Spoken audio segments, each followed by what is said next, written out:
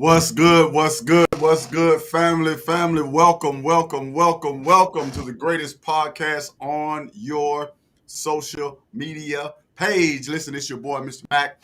We are here again for another Black and the Bold podcast. Here you will hear some thought provoking, gut wrenching, and yes, sometimes some tear jerking content because your boy is always on point every week.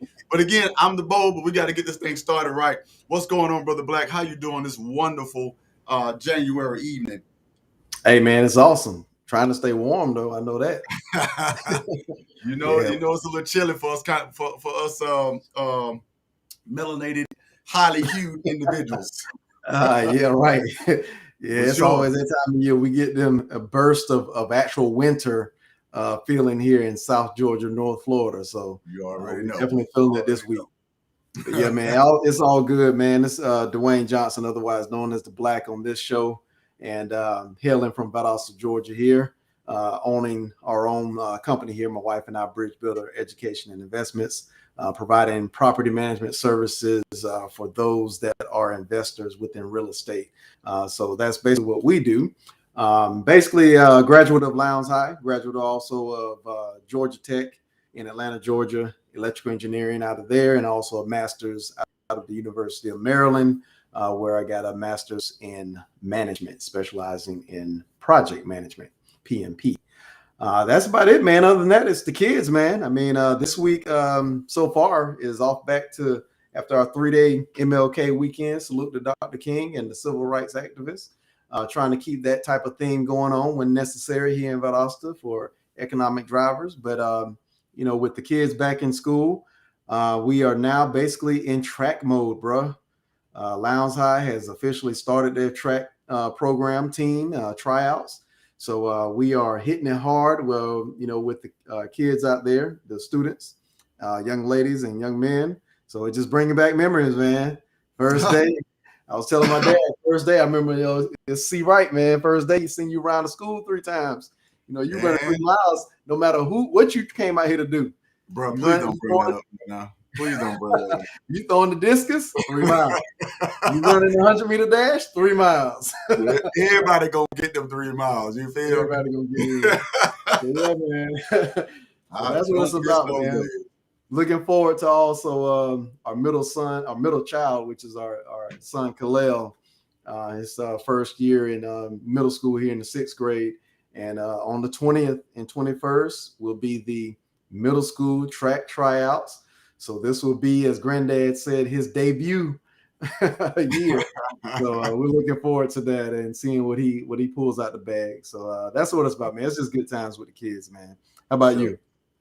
Hey, man, same old, just trying to make some things happen. Of course, this is Mr. Mac, Edward Mac, Valdosta, Georgia, Lowndes High grad, UCF grad.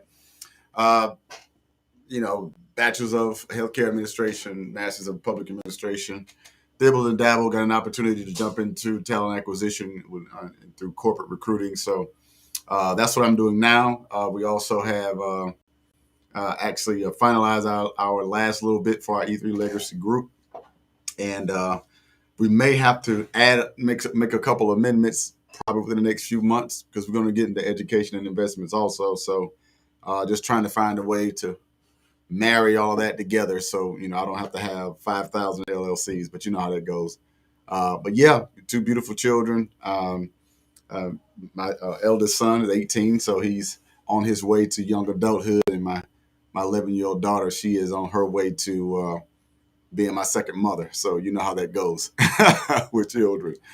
But yeah, man, just definitely trying to make some moves on the low, trying to make some things happen and trying to make 2022 a great year. So I'm excited. I'm ready to move forward.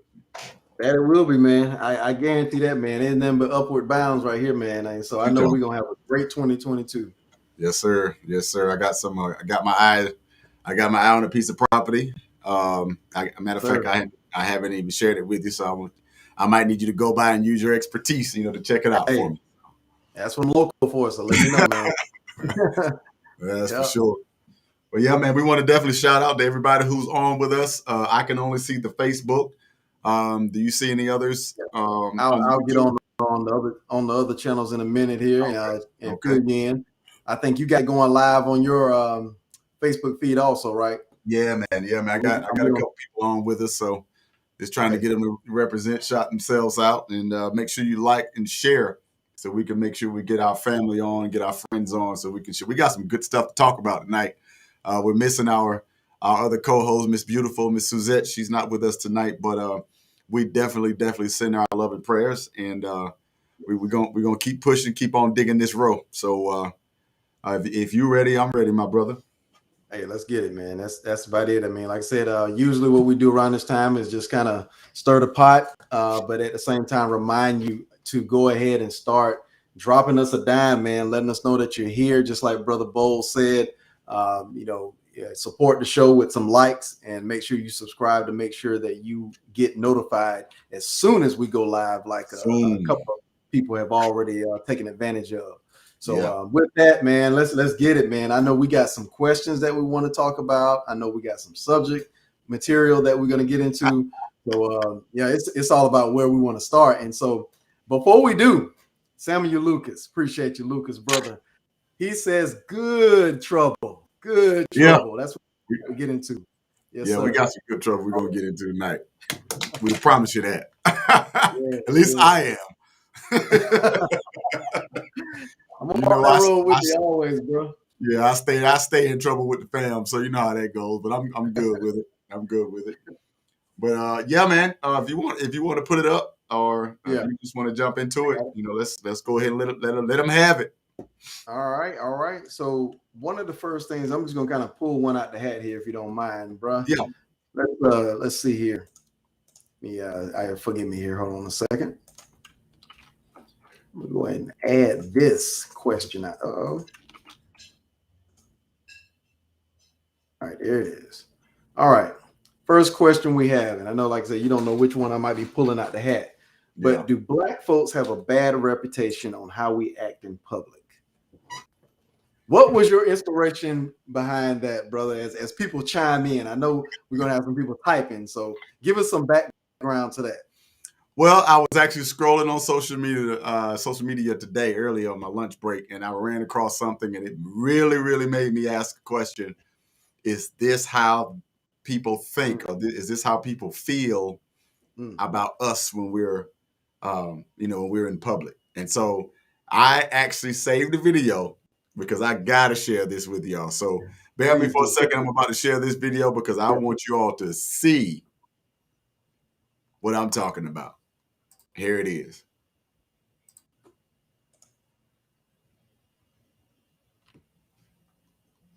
Black people don't really know, they don't differentiate between indoors and outdoors. What do you mean? Outdoors can be indoors, dude. What do you mean? Outdoors can be indoors.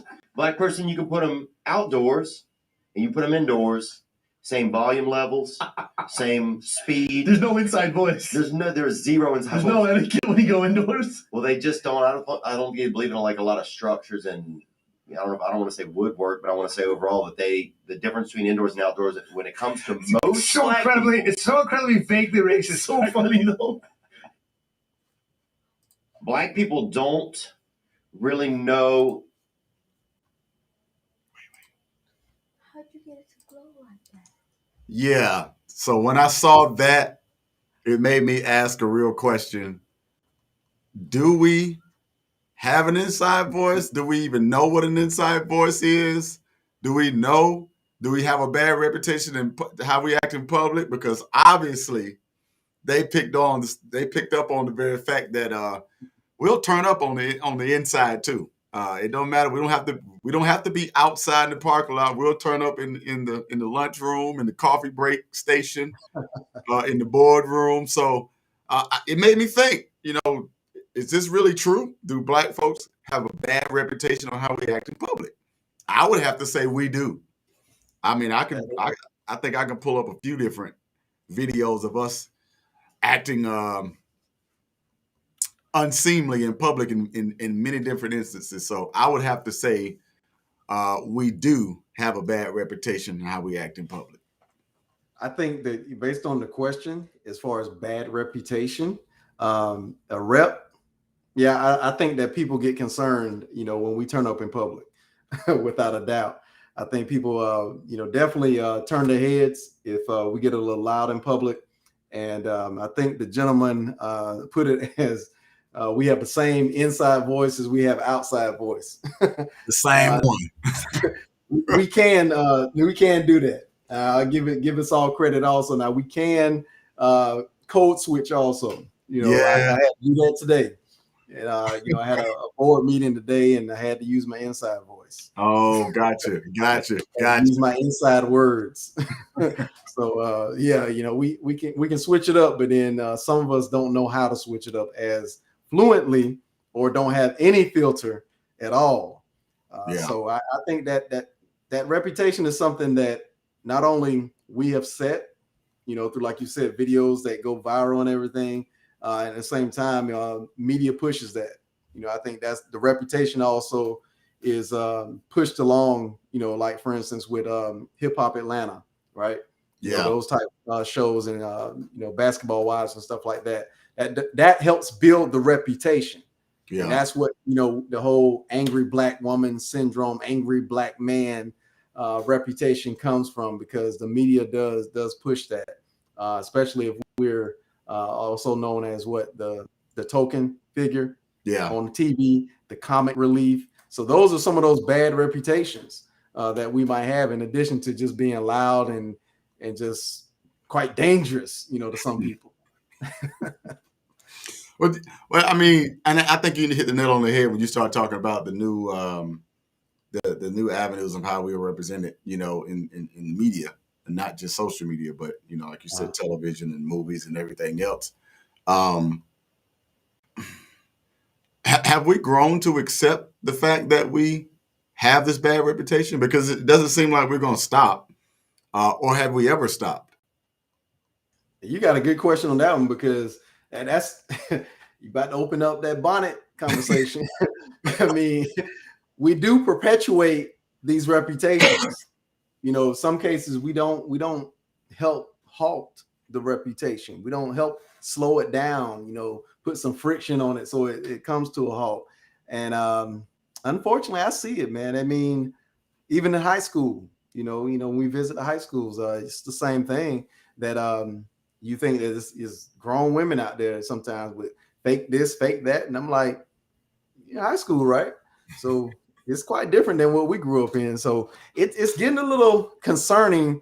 That is it getting worse is quite the question in my mind also. Yeah. I don't know. I think it might be safe to say that every generation has its extreme. I think that's the way to put it. That's good. Because that is fair. Yeah. Because I mean, if you look at Esther off of Sanford and Son, she was just as belligerent and loud as the girl who was fussing at the guy last year because she wanted to twerk in his brand new restaurant he spent over $1 million in. So I just think every generation has its extreme, and I think we're gonna have to find a way to finally put a fork in it, or basically just draw a line in the sand and really say, okay, this really isn't acceptable. And I think we're going to have to be the ones to stand up to say that. Oh yeah, absolutely. But a lot of times, as you already know, when we start correcting people, you get a lashing for doing that. You know what I'm saying? Who are you? Who do you think you are? I'm grown, or whatever, all this kind of stuff. And I think that mentality and that attitude is what continues to allow people to talk, not necessarily behind closed door because you're on YouTube Shorts, but you know what I mean? Like, for people to actually recognize it to the point where they can actually, all three or four of them can sit around and agree. Right. You're like, yeah, you might be right. And it's like, 3 or 4 of them agreeing, like, okay, that means that more than likely they've had those experiences or at least saw them. And then, of course, every week you turn on your television and somebody's on social media or television acting crazy. Yeah. It is in I guess in respect to the perspective of the person, right? Because we might in some cases act a certain way in public, but we're used to that.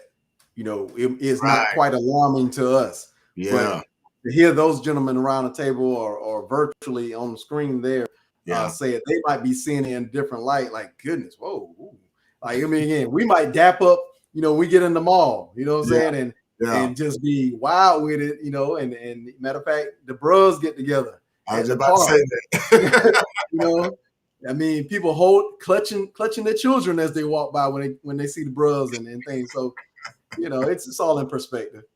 Oh yeah. I mean, I agree. But there are some extremes, like you said, though. Yeah, you're right. You're right. But it's. I guess I just have to throw this in there that it's not just black folk.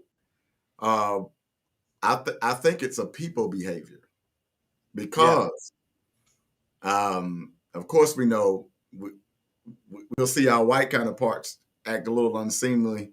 Most of the time, when it's somebody breaking the law, when they feel like they're an extension of the law in public, or after their favorite sports team is lost or won, or if something, I say I know what you mean. Yeah, or if something happens, I guess in their neighborhood or whatever, or their neighbor or something like that, they get into it. Those are usually the main reasons I think that we usually find our counterparts. I mean, we have our Hispanics. I got neighbors down the street that are Hispanics and are Hispanic, and man, they have their little birthday parties be louder than the Legion, man. I mean, they be loud down there, man. I'm talking about, and they're not down there playing like Rap's top 10. They're playing. I don't know. Jose Jimenez. I don't know. They just playing somebody, right. And all you hear is, and you could be in the house with the windows down, doors closed, TV on, and it's coming through. You know what I'm saying? So, like I said, I don't think every culture has its thing, man. Yeah, I think it's just, and I just think a lot of times we get a bad reputation because, we're already in the limelight for being right. It's a stigma. Yeah, that stigma, that has kind of stuck with us for all these generations. But I think we do have a bad reputation for how we act in public. I really do. Yeah, when you put it in context, like I think when we put all those pieces together, the point I think is driven home because although every culture has their public moments, because we all do. I mean, remember when we grew up, or not say grew up, but in high school, I mean, it was some white boys acting the fool. Remember, I ain't gonna call names, but you remember one where, dude, I'm gonna never forget this. When we were outside the field house, and he jumped on the car, like the car and broke the windshield. Yeah, that was a special moment. You always like, whoa, right? Yeah. So I mean, everybody has their moment, culturally, but I think also with the narrative of the Black experience, from slavery, the negative connotations, all of that then infused with our public moments. That's where we get the bad reputation. But I don't think it's quite totally fair because every culture has their moments. But we got to do also a better job of calling ourselves out and correcting ourselves in those extremities. But at the same time, we also are unfairly looked at as far as a bad reputation also. Yeah, we are. We're gonna work on it though. We're gonna do better. We're gonna definitely do better. We got to. We have a choice. No choice. We got to do better. You want me to drop the next one in, or you want to keep going on that? All right. Well, I didn't know. I didn't see anybody that commented or anything. So yeah. I mean, feel free to jump in anytime on these guys, because the first question was, do Black folks have a bad reputation on how we act in public? And so give that a little thought there. The next one we're going to go to, though, is, okay. Will college degrees be a thing of the past in the next 10 to 20 years? Wow, that's a good one there.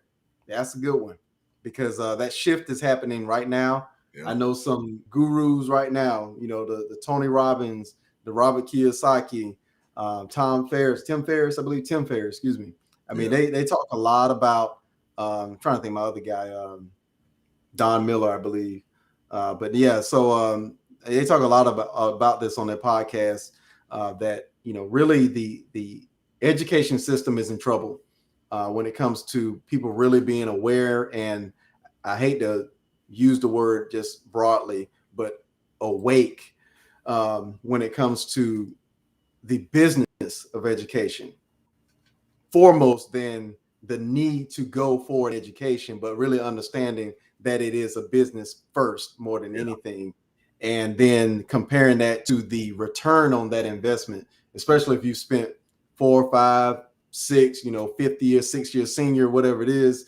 And you got, you know, mountains of student loan debt and you can't get a job, you know, especially not, you know, this new climate that we're in. I mean, yeah, it's worth a debate.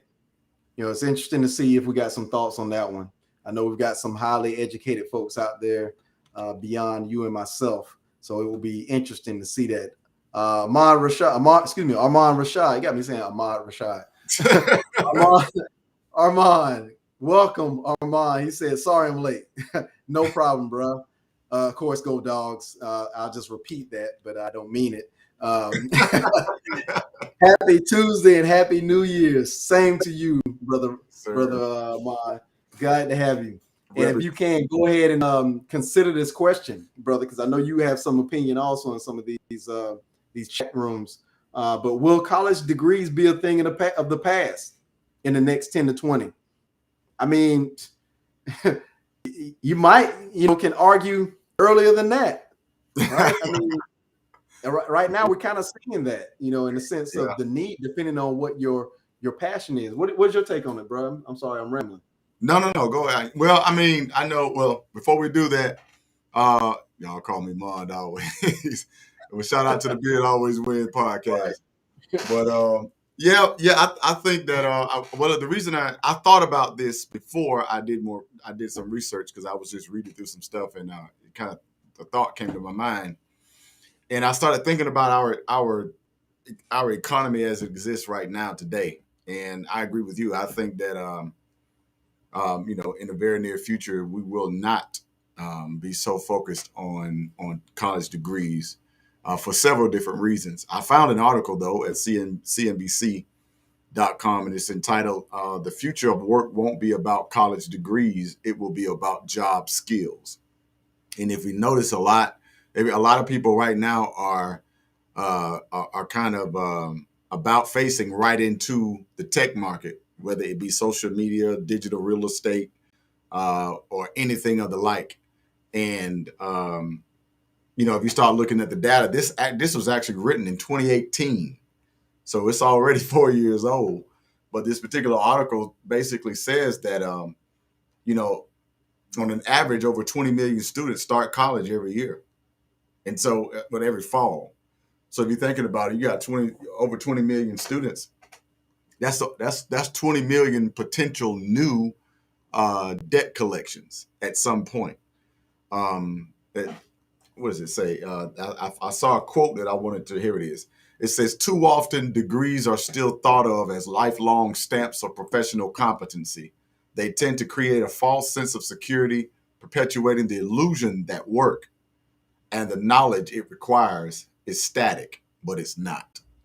And so I think we have to really move with the new wave of our economy. And our economy looks like where it's going does not require so many degrees. I think moving forward, probably within the next 10 to 30 years, is going to be primarily STEM. And I think a lot of people, you know, in our country are going to start realizing and recognizing how almost useless a lot of these degrees are outside of the STEM realm. Right. You know, so I think that I think a lot of colleges are going to go bankrupt, or they're going to shift to a larger percent of their students online, remote learning. Right. I think that we're going to see a lot of empty campuses within the next 10 to 20 years. I think they're going to repurpose those buildings which I think they should. I think that's even going to affect sports to some degree of how that's handled. But at the end of the day, yeah, college degrees, I think they are going to phase out. I think it's going to be hard for them to try to remix another or repurpose, um, all those other degrees. When I say all those other ones, anything that's not STEM. Right. I think it's going to be hard for them to repurpose. They're going to have a lot of staff that they're going to have to let go. There's going to be a huge, in my opinion, a huge um, um, resetting of our educational system. Well, post high school. As far as high school, I think that we're going to see a lot of children that are going to be graduating early. I think we're going to start seeing a lot more 14, 15, 16-year-old high school graduates because the way technology is moving, the way the information is available, we're not going to have to wait. You know how they used to try to measure or meter how we matriculate through school. Yeah. I think now that they're gonna have to pull that away with all these children that are becoming millionaires on YouTube and TikTok and everything else. I think there's going to be a huge boom of children that are going to say, "I don't need school," and I think at that point, because I mean, you can go online and get all types of certifications, all types of new skills. Matter of fact, you can go sit into Harvard and Yale, Brown. You can sit a lot of their classes right there at your computer on YouTube. So I think it's going to be a huge. I think it's going to be a huge change, but I also think you're going to find a lot of people that are going to have a lot of disdain for the educational system because they're stuck with some debt they can't get rid of, nor do they want to forgive. So, absolutely. The thing about it is, I think you hit it on the nail also with the fact that education is going to become more a la carte. Yeah. If you want, like, if I wanted to take an accounting class, but not necessarily wanting to be a degreed accountant, which in my line of business is not necessary. You know what I'm saying? But I think people are going to be able to pick and choose a la carte what they want to tailor who they want to be. Yeah. And so you can pretty much now, like a better word, program the type of student that you want out of your lifestyle rather than having to go through multiple classes. Like, I hated going through certain classes, but it was on my path. Yeah. It was already prescribed, in order to get the degree. In some cases, I probably even balance a little bit of what we're saying with there might be a challenge to online classes to only the degree that I think it would be difficult to get a STEM degree online, right? It didn't sound like that'll be as easy, but so it gives it more so the limitation to that a la carte type of method for online courses. But we do see, like here at VSU, sat in a few meetings to where they report just obviously an uptick in their online strategy. Yeah. And classes that are being selected for that. But just the final thing I would say on that is that the shift has already been made. I mean, I forget how long, for instance, Robert Kiyosaki has written his book, but he's always said that even like Armand put in the chat here is that I honestly think the way that we go about education is wrong, or better yet, we don't place the value on vocational education, and that's absolutely right. Exactly. A lot of people nowadays, based on his point there, are really understanding that they don't need a 4-year degree to be successful. Yeah. You can go. Well, one thing that changed was the shift of trade out of high school. Yeah. Back in the day, you could get automotive and all that, which they're now trying to phase that back in from I think CTAE standpoint. But they faded out the traditional VOTEC type of things that were in high school back in the day. And so people are realizing now the value of that vocational education because everybody's not college material. That's true. But we still here. I mean, you can imagine, I would say our elders or just people that we look up to are still saying, go to school, get good grades, go to college, as if that's the path. And I do like to temper some of that with, everybody's not college material, and college is not a guaranteed success Right. for everyone, because again, you come out with debt, likely, unless you were scholarshiped throughout the whole 4 years or 5 years. And then if you haven't learned any life skills, financial literacy, financial empowerment strategies, you're still in the rat race. Going back to the Kiyosaki Rich Dad Poor Dad. And Yeah. so when people understand that, and I'm talking about the rat race, majority of people, versus, as Kiyosaki says, that the A students work for the B students, and the B students work for the C, and so forth and so on. But it's the C and D students that own the companies. And this is theoretically speaking. But the point is that us A students aren't told anything other than good job, keep doing it, you're doing great, and sit in class, be quiet. I mean, that's not the pathway to success. And you'll find that most wealthy individuals did not go that way. Right. They bucked the system. Look at Mark Zuckerberg, look at Elon Musk. I mean, all those individuals, Robert Kiyosaki, the Warren Buffett type people, they learned their financial empowerment at a young age and worked that method. And it wasn't necessarily about the grades; it was about what you learn along the way, to process. Yeah, I think that marries along with I don't know if you've read The Psychology of Money. I think it's Napoleon Hill. I think he wrote that, but no, it wasn't. I know Chris Hill was a co-author and a narrator, but I can't remember. But anyway, it talks about if you want to know your spending habits, or you want to know your current spending habits, look at the spending habits of the people who raised you. And yeah, so absolutely. Yeah, and so when you look at this education, this college thing, this was pushed by our elders, like you were saying. This is pushed by those who raised us in our communities, because they felt like that was the ticket out of from where they came from. A lot of our parents came out of that era where they grew up in an era where they didn't see the inflation didn't really move for them, so they didn't see a whole lot of growth.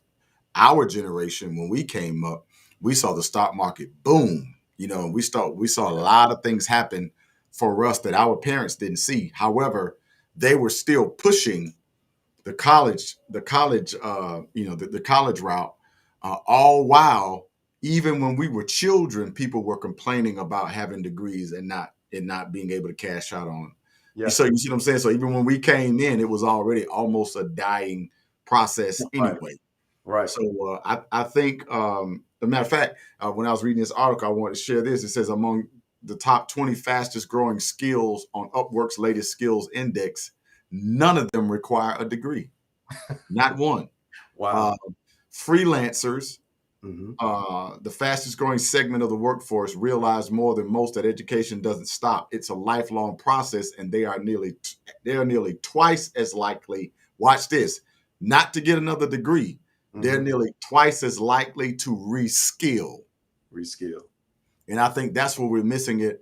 I think we're, like you were saying, when we got away from, they strategically took out all of those vocational opportunities, but those are actual hard skills. Those are things that we can take with us anywhere on this planet and support ourselves. And I think they knew that. And by taking that away, I think that's, at that particular point, many people felt like, okay, well, we don't have vocation, so I got to go to college. Right. You see what I'm saying? Right. Yes. Right. When Votech was right there, like you go, agriculture. I remember that stuff when we was in high school. FFA and FHA and all that other stuff. Yeah, I mean, we had like electromechanics. Yeah, the whole nine. And so you got all that going down, and so you like college now, bro. I can do this. Go right to the Val Tech for a year or whatever and go on about my business. I didn't find out till I got into talent acquisition that you can get an associate degree as a nurse and still make just as much money as a bachelor's degree in nurse. The only difference is the bachelor degree nurse,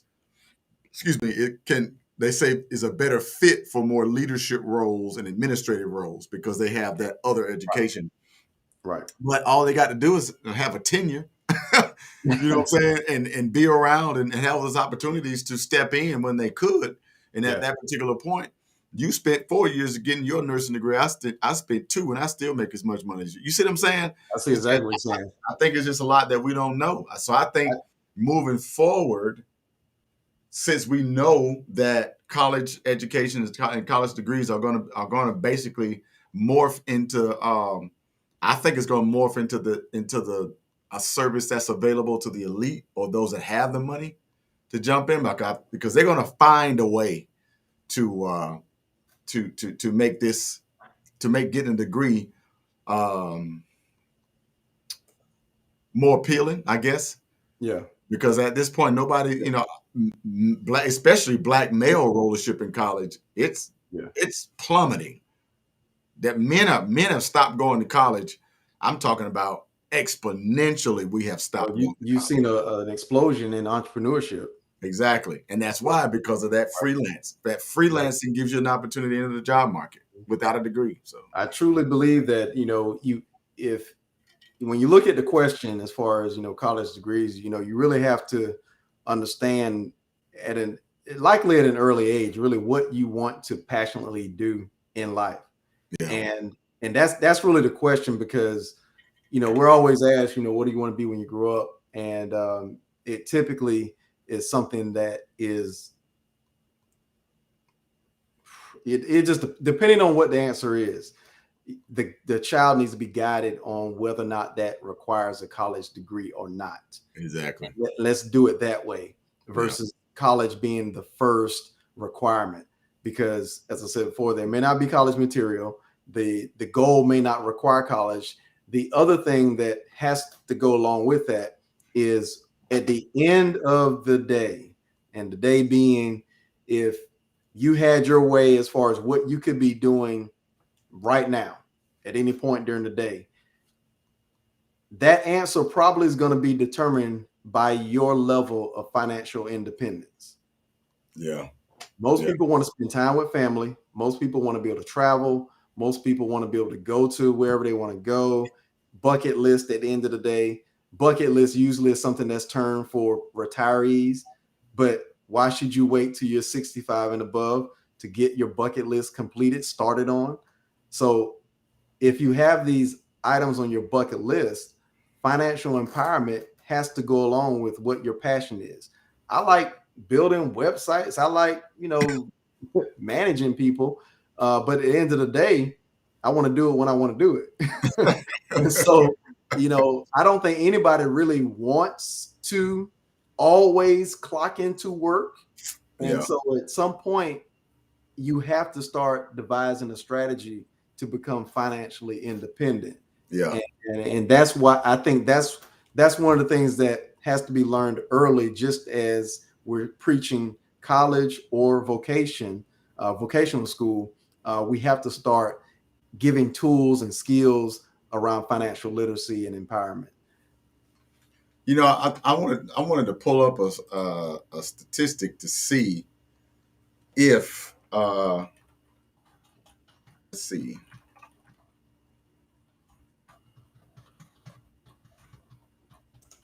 I wanted to find out how many people actually are not using their degrees. Of those who said they didn't think college was worth it, 25.5% report they're unable to find a job in their field. Bruh, I'm gonna pause you right there. I mean, you're looking at one right now. We're not saying finding a job. I think one of the first things I heard, at least, was a measure of those that aren't currently using their college degree. Right. And that's why I say you have to couple the passion for what you want to be and do with a level of financial independence. Because at some point, you're either going to be forced out, like a lot of black men sometimes are, forced out through, whatever activity or the glass ceiling, or just burned out, whatever it is. At some point, you need to have a plan B that's already been working. And at that point, it becomes, hey, I'm not even doing what I went to school for. Not that I regret it, but that's just the reality of it. And I think some people don't get away from their degree for various reasons, but those that do really enjoy the fact that they're not in that rat race much longer. Yeah, yeah.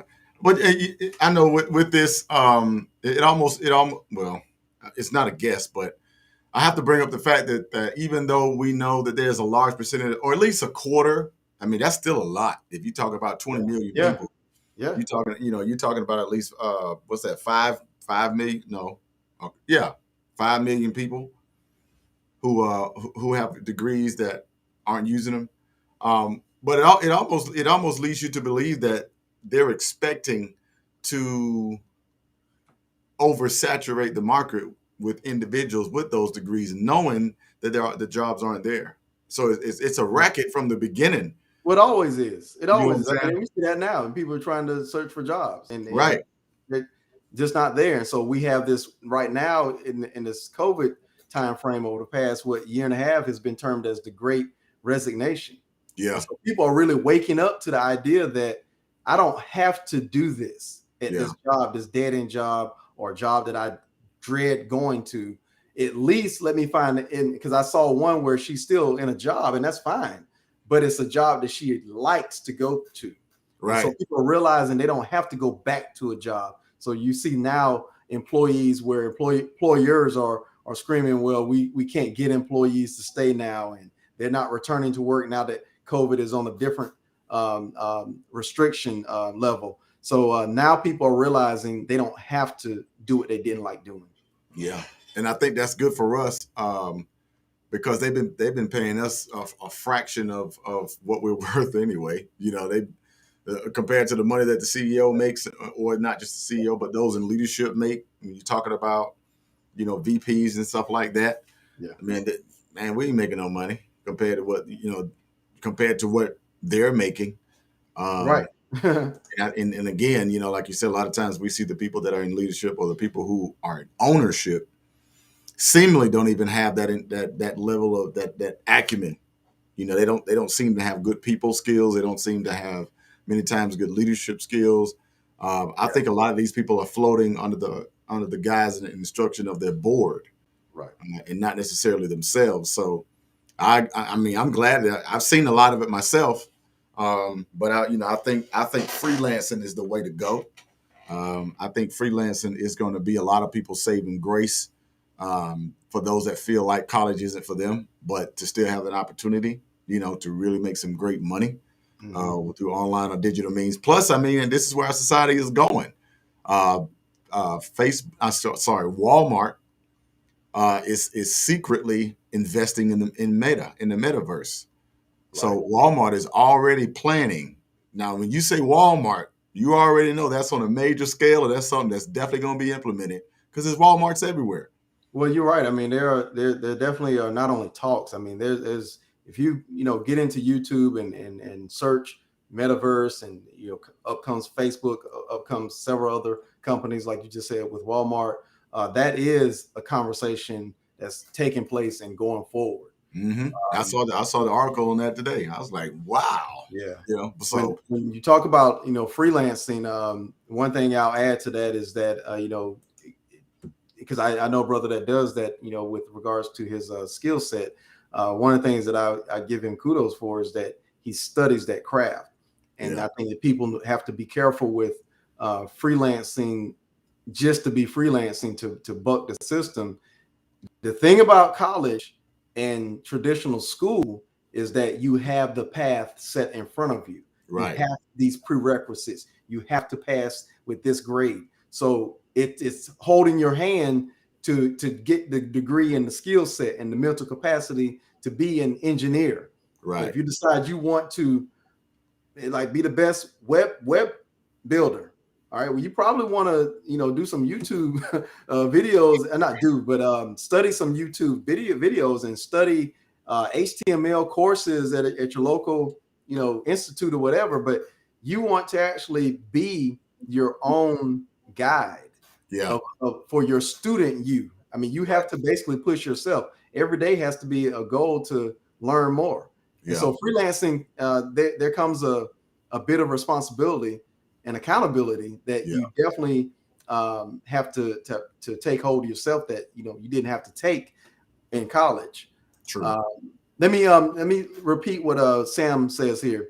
Says I think we go into college with the wrong mindset. Some of the most brilliant minds in the community are in college.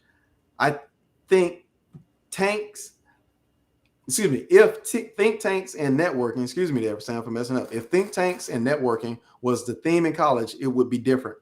I've heard of places like Stanford having that type of culture. It's a lot of tech giants who have roots in Stanford. He is absolutely right, and I'd even add to that just because I am Georgia Tech, but Georgia Tech seriously though is the same way. Is that they foster, because this was different than when I went there, and I wish it was like it is now. But when we went, it was about the traditional prerequisites and all this. Now they do more collaborating with companies as students to think of solutions for tomorrow. And either they've not only got a job, but they also have some of these venture capitalists that will give them seed money to start their own company. Yeah. So that's what he's talking about. Those tech giants are actually being rooted in some of these technological institutes that actually will give them just a boost to get out there and do their own thing versus going to work for somebody. So the culture is different in some cases, and a lot of cases it's not much different because traditional school, say like even in Valdosta, I mean, there's not a whole lot of getting beyond the bubble as a VSU student from what I've seen. And it's one of the things that we talk about in house here is that there needs to be a lot more interaction between local lounge, but also business and the VSU community. It's happening, but those think tanks, just like Sam talked about, in networking beyond the business sector and just the student culture. Many students don't even know what businesses are out here, and that's why they bounce and leave, right? I mean, that's how I grew up. I mean, it's just like there's nothing in Valdosta because nobody really came to talk to us and say, hey, you're pretty smart. Could you stick around and let me groom you to be an engineer here? Nobody does that. Yeah. And companies actually doing it more at Wiregrass though. And that's the thing about going back to vocational school. They're doing it better there. Yeah. I think, that repurposing of many of the dollars happened a couple of years ago back to vocational schools, which is why we saw Valtech blossom into Wiregrass, because they started to see a huge disparity and a great loss of talent. Another thing that they found out was that when they started taking all of these skills and these trades out of high schools, and many people weren't going to the vocational schools to get these skills, they saw a great gap, from the people who were already in position and the new guys. So there was no longer a 50-something, 60-something-year-old guy get on his way out, and then a 30-something, 40-something-year-old guy going to be around, and then a young guy. It was the 65-year-old guy, 60-year-old guy, and a 19-year-old. And so they started seeing there was this huge disparity of knowledge that was lost, in that skill. And once that guy retired, they were getting stuck with young guys who didn't really know. And so they started repurposing a lot of dollars to get people back into those programs. And this is slow matriculation, but I think at the end of the day, you're right, with the approach of making sure that technology be the forefront of where we're moving to, and definitely interacting and involving our children, because they're starting to finally see that there are some brilliant people in college. Yeah. And before they give these kids an opportunity to go start their own, they're throwing that carrot in front of them and letting them know, hey, I'll give you this $200,000 to start this business for me. They still want you to work for them. Yeah, right. But it's a lot bigger. It's a lot bigger prize if you go that way. So yeah, they have the roots of it here, but the fusion of business outside local business and inside student fusion should happen at a lower level, possibly even middle school. Yeah. And I say that because, we could relate to it just like sports. You start talking about what college you want to go to and work for. College should start recruiting you, start perhaps looking at you if you're an elite athlete at your, sophomore year, junior year, especially, obviously. But then obviously your senior year, companies should operate like that. I've said that before to some of our groups here, collaborating think tanks, if you will, that really businesses should recruit students like athletes are recruited by colleges. Go to the campus, go to Lowndes High, go to Valdosta, introduce yourself as a local business and local company that is looking for talent like you. Who is it? Armand, yes. He says, how many business management degrees are out there? He says, whenever I hear that, I always ask, what kind of business and whose business are you going to manage? Exactly. Right. Because at the end of the day, you end up getting this degree and you're waiting for someone or vying for that one spot to manage someone else's business. Yeah, it's so backwards because anytime you're an employee, which again, don't knock anybody that's an employee, obviously. It's just the fact is that just like the path has to be at some point to build your own, you know, because you can't go all the way to 65 wanting to work for someone and expect to be financially free because you're making somebody else's dream rich, right? But in that case, what I'm talking about is that, you're getting a business management degree. The thing that stuck out to me most about that is if I've got a business management degree, bro, how about I start a business? Right. That's the whole purpose, right? The saying but that's not how we're thinking when we get a business management degree or why we're going to get a business management degree. We're trying to get a job. And I'm like, you probably know best how to manage a business. Right. Team up with somebody who has an idea and you all go into business together. Exactly. But, I think a lot of times we don't really think about that. Nah. I think we just think about going out and trying to find the quickest avenue I can make this bread so I could jump in. I understand. It's all about how you are raised and the culture, the environment that you've been in. And I'll say this, not even trying to, I'm not throwing any shade towards him and his family. And this is like, this is basically if somebody else is watching, that's typically not our audience. But Miller Hardware Company, right? Downtown. Yeah. Or Miller Hardware, I just say not company, but nonetheless, Jonathan Miller, he and I sat on a couple of boards at the same time, and he's shared his story to various people. So that's why I know this isn't some secretive information I'm talking about him.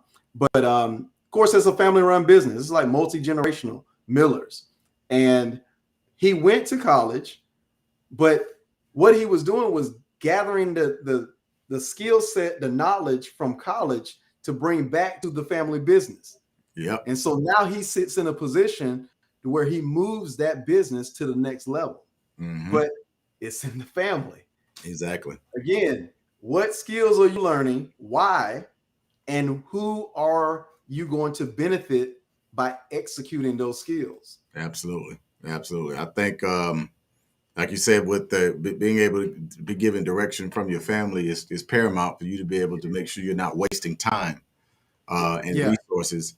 I think the second. I know we got to move on, but I know the second part of that would be the simple fact that the generation before them needs to also. Well, I guess we can't say that now. We need to make sure that we have something on the business side that our children can aspire to come back and take over or to take to that next level, whatever that may be. And sometimes that can help kind of guide our children to make certain decisions if they're going to go to school to get a degree.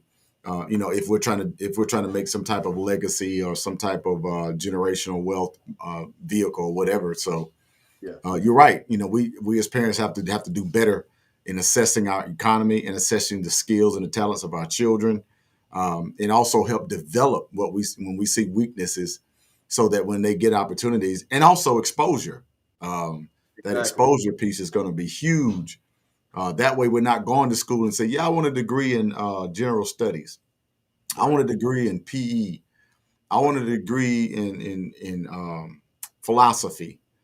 Here's another one. I want a degree in psychology. I want a degree in business administration." Like a lot of this stuff, it's criminal the way they're allowed to sell you something, knowing that it's going to require several additional secondary certification and degrees and experience. I think it's criminal the way they sell some of these things to allow you to spend your money, 20, Yes. 30, 40, $50,000 on something that they know for a fact that you'd have to be in the perfect situation to even get hired with a philosophy degree. You know what I mean? So it's Even if crazy. you do get eventually over time, your return on your investment, how much stress have you gone through? Armand Man. adds another thing, and this is again paramount. Armand, he says, imagine if you were taught. Excuse me, I'm sorry, it went down. He said, imagine if it was taught to get your vocational skill, then get the business management degree. Yep. Mind blown, mind blown. And this is again back to what you just said.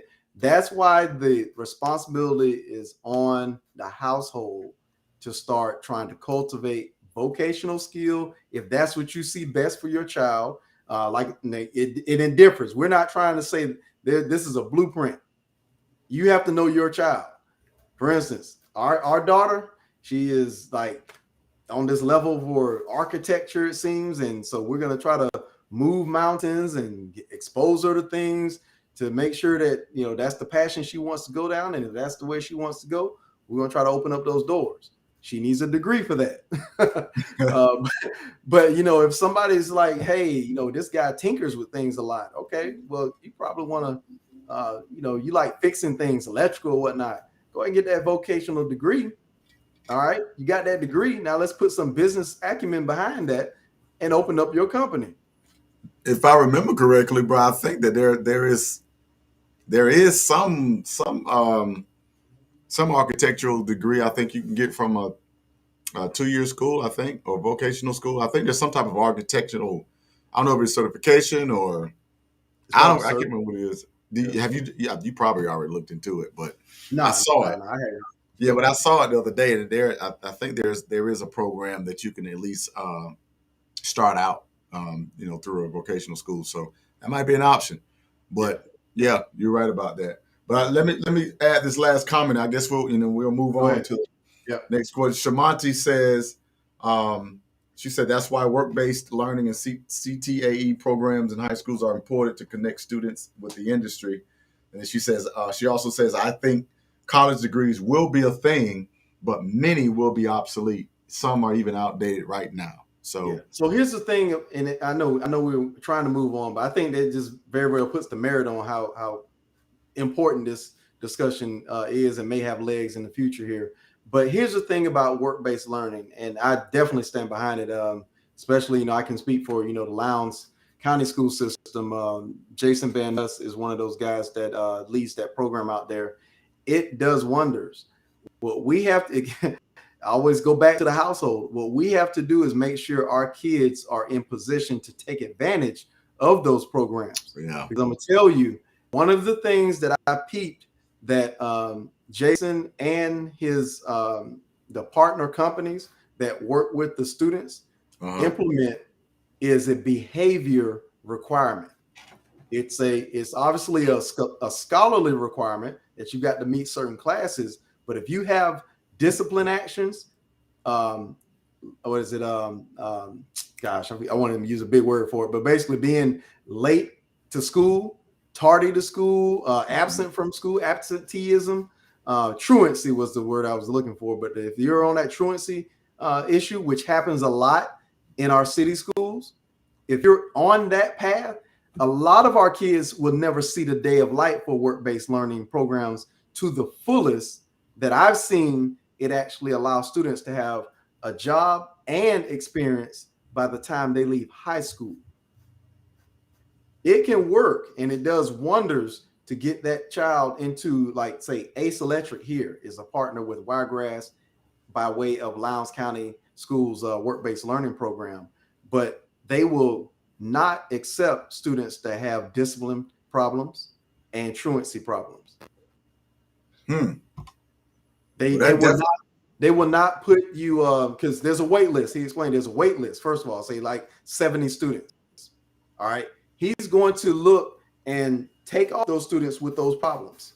So he's down to maybe 20 students. All right. Those 20 students then get shaved down to 9 based on their availability, their performance in school, etc. And Wiregrass selects, say 9 or 10 students. Yeah. I did find out also that programs like that do exist for individuals that have 504 plans, IEPs, those that have developmental disabilities in certain situations or behavioral modification plans that they have. They actually, those programs just like that actually have spots that they have to give to children who have been on record for having, ADHD or whatever.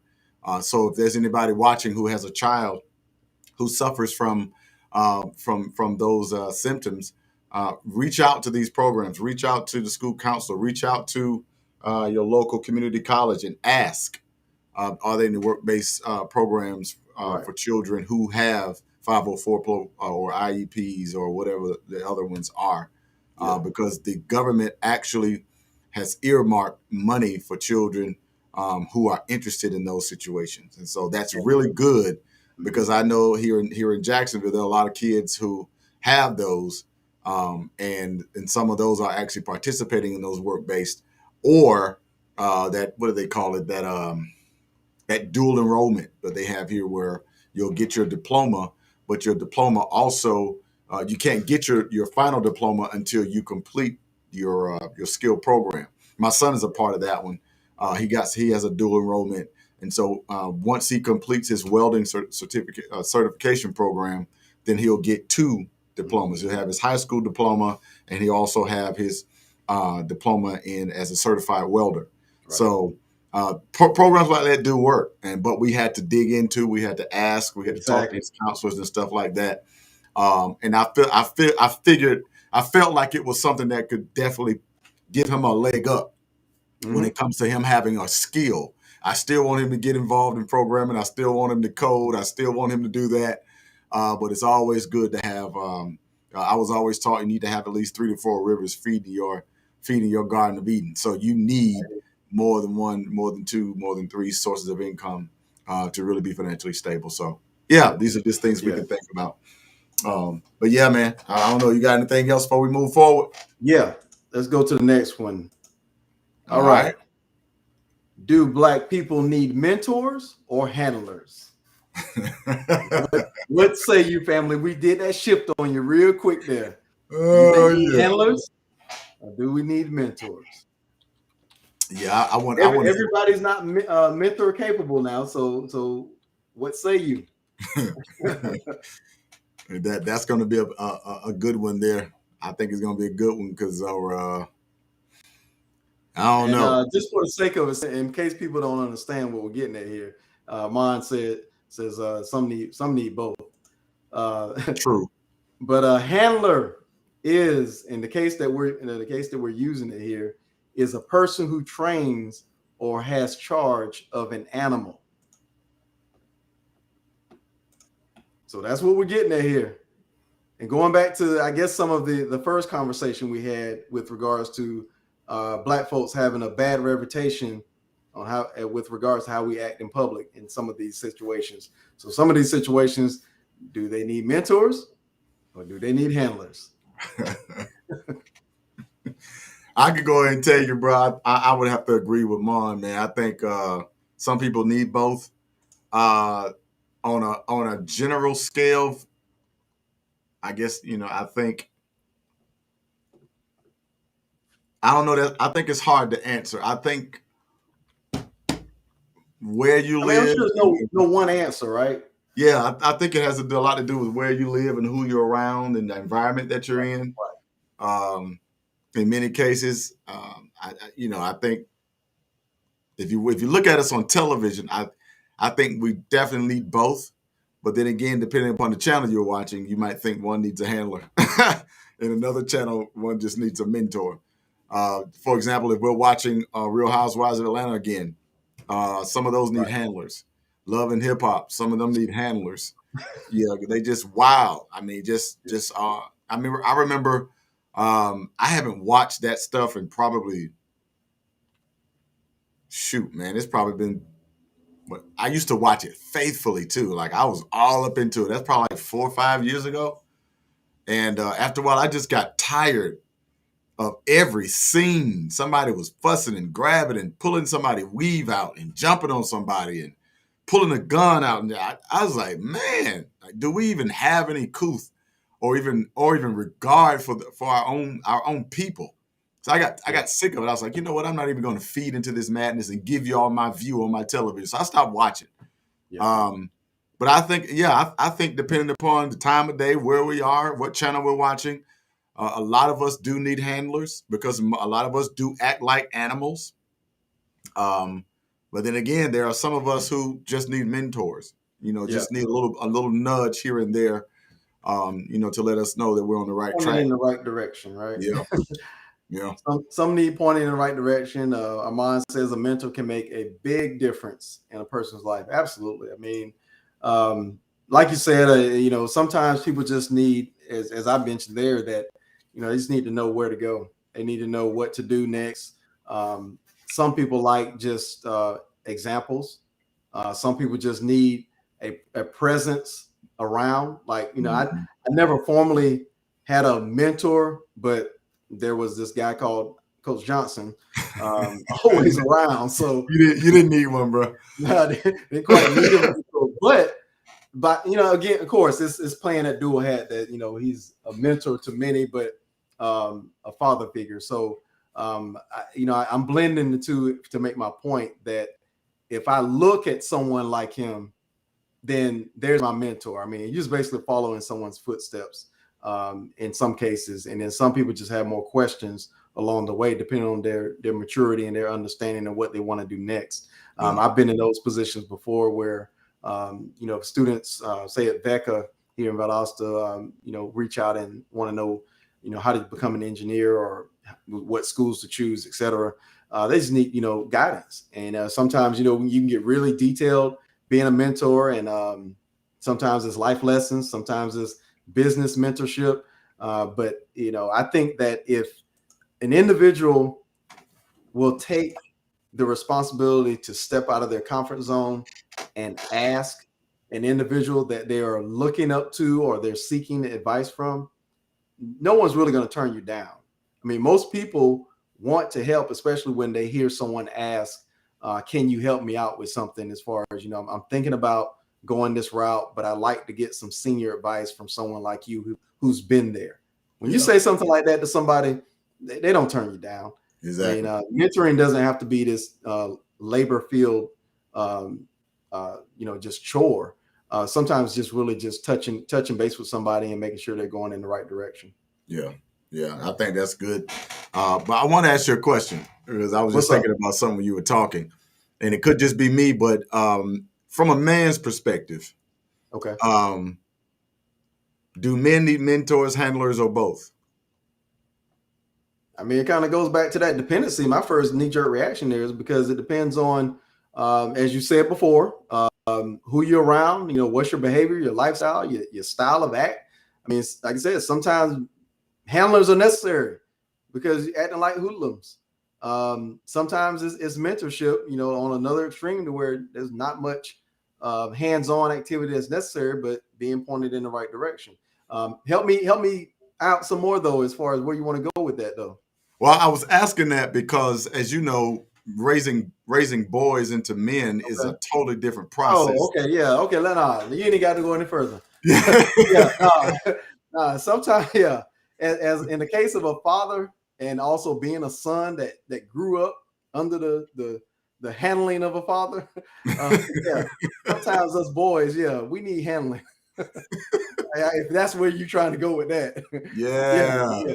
Sometimes you need handling before you can become a mentee. Yeah. Right.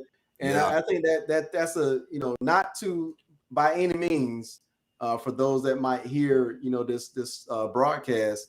Again, I'm a new parent, in the sense that I'm not condoning, physical discipline as the primary tool in your belt. But what I'm saying is that sometimes you do need to be very stern, Yeah. And sometimes if you I always joke now with my son that sometimes I might need to grab a fistful of shirt just to get your Got it. attention. Now I'm not Got it. saying I physically harmed you, but that shirt might be twisted That's a hammer. just to get your attention, just to make you take a deep breath. You like, You know, is he so, gonna pull or is he just gonna hold it? He's right. So and of course that depends on the circumstance. Right. Sometimes Right. we as parents, have to take those extremities just because we see the danger involved, Yeah. and sometimes it's immediate danger. If you're about to run into a street, I'm gonna handle you.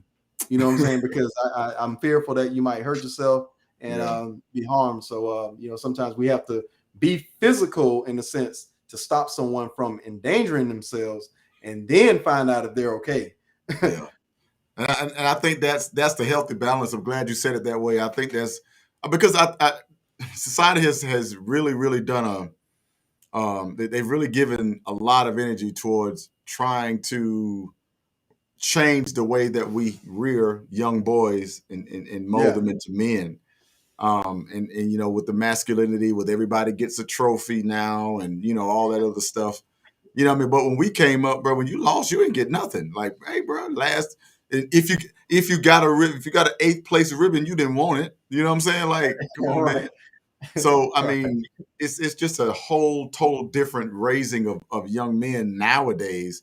And I think one of the major issues is the fact that a lot of our fathers are not there as much as they would like to be. And so Right. there's a missing piece, because in my opinion, every male child needs to know what male aggression looks like. Right. They need to be around a man that can immediately correct them and shut them down. They need to be in the situation where you know that you have no advantage from any perspective in the conversation Yeah. or the interaction. We Yeah. need that. I think Because I agree with that. And to I think further the point there, because I see something there. From a lion perspective, I yeah, think every cub needs to see I a was about yeah, lion in action. yeah, And I'm putting that in a more animated way than you said it best. There you go. Right. Exactly. I think in order to build a lion, you need to be a lion in front of that cub at times, and yeah. that cub needs to know that. Who was it?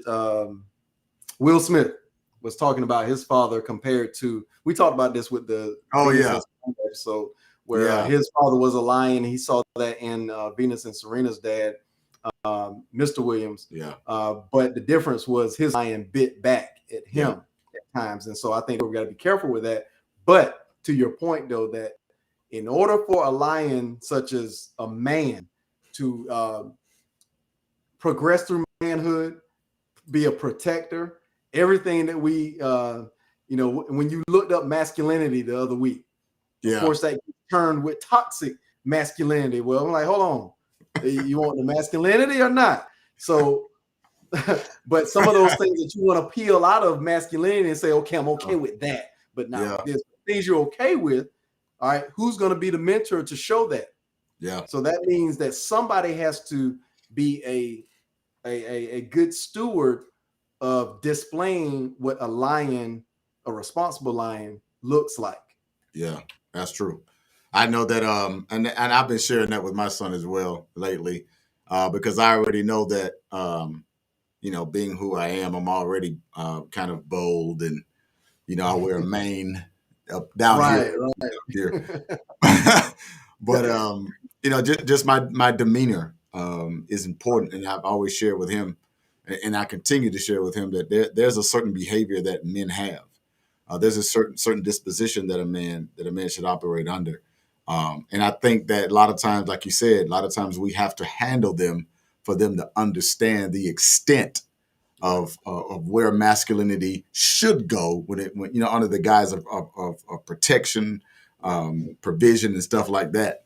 And so I think black people need both, but I definitely think that our sons need both. I don't think our daughters need it, but our sons definitely need mentorship and being able to be tested from time to time. That's why I think it's great and it's awesome that when we have these mentoring programs, that we get an opportunity, to get in their face or to get up close or to correct them or whatever it may be, because they need it, for the generation to come. Because if we don't, bro, we're gonna have an unrecognizable group of men in the next 10 to 20 years, man, that's really going to cause a great divide, but I think amongst men, because at some point we're gonna have to draw the line and say, all right, now that's not a man. You see what I'm saying?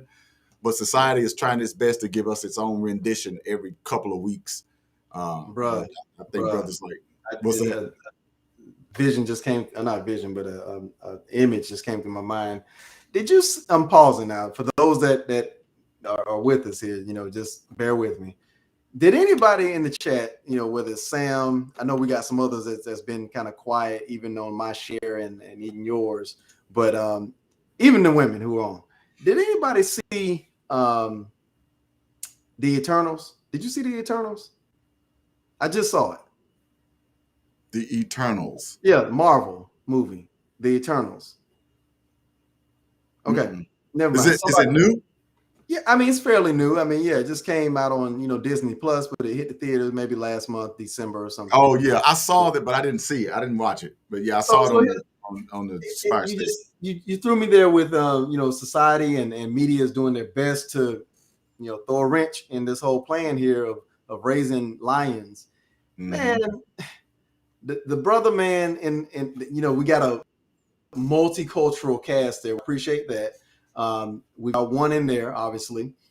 Man, why is the brother man with another man? Oh yeah. They did that. They're doing that with Spider-Man, Superman. With Superman, his son, right, is now wanting to explore that. Yeah. Right. Yeah. Well, I mean, that's the whole idea, bro. Because they're trying their best. They're trying, and on our next topic is actually going to kind of going to be a caveat into that, because if you think about this, masculinity has been under attack for the last 50 years. Yeah, at least. By the way, 50 years. Sam does say he was just speaking on that today. Yeah. And Shamanti did recognize. I guess she's just totally just blown by the Superman one there. But yeah, I'm sorry. Go ahead. Just want to make sure you saw that. Well, I mean, I think with but they're just trying. They're trying to create a level playing field across the board, and they're trying to be all inclusive, which is fine. When you look at it from just that perspective, and the reason I say that is because, okay, I get you want to have everybody included. I get it. Okay, cool, no problem. The difference is when you start trying to enact that same type of inclusion in real life. Right. That's when you don't see, the seamless meshing together of man on man and stuff like that. Because now when you're in public, everybody ain't down with that. Everybody's not going to accept that. Everybody's not going to go that road. But they want it that way, is because they're trying to sell to everybody. It's about money. Right. They're just trying to sell to everybody who wants to be in that demographic, regardless of how many social mores they step on and traditions and all that kind of stuff. They're willing to rewrite definitions, the whole nine, just to satisfy what it is they're trying to sell. So yeah, they're trying to sell it to kids. They're trying to sell it to men and women, and those are in the closet and those that are not, whatever. That's the scary thing about it, because Sam, you can definitely empathize with me on this. I'm watching the movie. I mean, with my Marvel fandom going on in with my kids and everything. You have your cup, did you? I mean, I missed it. I missed my cup. It wasn't Black Panther, so I mean, just so those that already don't know, but this is the guy that has my son is named Kal-El. All right, for the Superman people that are out there. Yes, sir. My youngest, his middle name is T'Challa. I mean, like, look, these are birth certificate official names here. Exactly. But anyway, so I'm a Marvel DC comic just fan. But anyway, the point is that we're sitting watching the movie, and I have to keep the remote like ready to skip certain things, and I didn't know I needed to do that on this movie, and so I had to be quick to skip some things because it's a Marvel movie. I mean, it's a family movie. Why do we need to entertain that right now?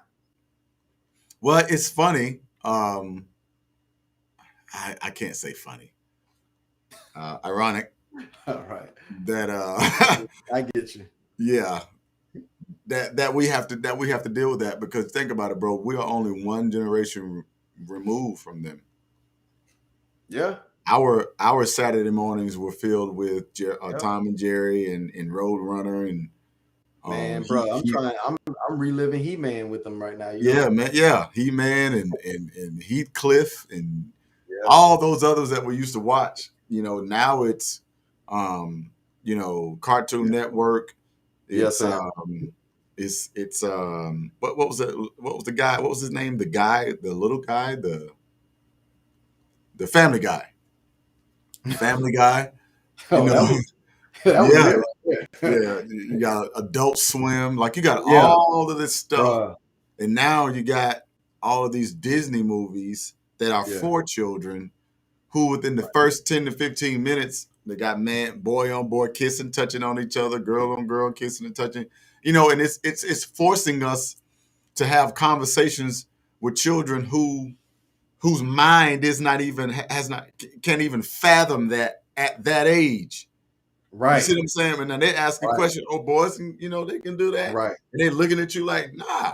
You know what I'm saying? It's like it's like they're trying to rewrite our programming, rewrite our hardwires, or Right. we will rewire us, to accept something that we know we don't necessarily agree with in our heart of hearts. But they're going to keep doing it because people are going to keep watching. They're going to keep buying it. Nobody's going to say anything. They're going to continue doing all the debauchery and chicanery that they're doing in Hollywood to these children. They're going to continue to do it, Yeah. until the right person, or to the right group, or to the right certain persons, decide to stand up and make a difference. But until then, we're going to continue to see it, and it's sad because it's not just in movies. It's in churches, it's in synagogues, it's in mosques, it's in schools, it's everywhere we go. This new attempt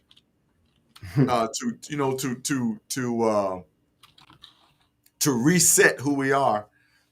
For some reason, I don't know. Maybe it's because of the metaverse that's coming, and they're trying to make sure. I don't know, but it seems like it always segues into something that could open the door for it to be worse. So I don't know. Clearly, you're gonna be able to be whatever you want to be in the metaverse. Yeah, You and that, like, again, that's what I'm saying. That's why that might be. I don't know, but any guy or any young lady who wants to possibly kind of dab in the metaverse without having their identity revealed, I think they're going to do it. I know it. I know. Yeah, and so there's a lot that's coming with that. So I'm with you, bro. I don't even hardly watch. I thought, well, on Matrix, the last Matrix they got the same thing. Yes. So you're right about that. I don't know, but if we're gonna ever have men to remain men, they're gonna need mentors and handlers. Yep. And that's just the bottom line. Back to the point. Yeah. Yep. Do we have any more comments? I think we got one more, don't we? Yeah, we got one more question here. Hold on right. a second. Just trying to see what anything new came up on the comment. Yeah, all right, that was it. All right, so the last that I see here is, all right, so here's the big one. Should men be reprimanded for being proactive and on the offense with their seed? All right, we need the backdrop on that one. Need a backdrop. All right.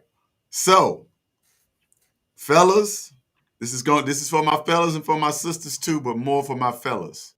Should men be reprimanded for being proactive and on the offense with their seed? In other words, have we heard the story of what happened to our big brother, Drake? Drake had an incident with an Instagram model They were doing adult things, and after it was over, Drake went to the restroom and took out a packet of hot sauce and poured the hot sauce inside of the condom. In his own words, he said that he wanted to kill the sperm. Well, after he didn't, flush it. He just put it in the garbage. The young lady goes in the restroom after he comes out, closes the door, and then she goes to try to recover the sperm from the condom. Well, she wasn't really aware that it was hot sauce in it, so she took the hot sauce and tried to insert it in herself, and immediately began to suffer a lot of discomfort, a lot of burning and things like that. So she immediately screamed. Report says that Drake came back into the bathroom and asked her like what was going on, and she asked him, what did he do to the sperm in his condom? He's like, well, I put hot sauce in it because I was trying to kill the sperm. Well, we all know of the turkey baster trick. We all know that this is not new when it comes to celebrities, and not just celebrities. This happens to everyday guys too. This young lady is trying to sue Mr. Drake and trying to say that he entrapped her or he set a booby trap for her. And so I have a piece. I don't know if any of y'all have seen a guy on YouTube by the name of Mr. Lee, the lead attorney out of Atlanta. He and Kevin Samuels are having a short conversation about it. So I just wanted to share this with you real quick because this is absolutely bananas. Before you do, Armand says he gave her Hot Pocket. My dog. That's a Don DeMarco man for real. Exactly. Let's do it, bro. Here we go. Let me share this with y'all real quick. Y'all got to see this foolishness. Y'all got to see this foolishness. You can't make it up, huh? I can't make this stuff up, bro. Here we go.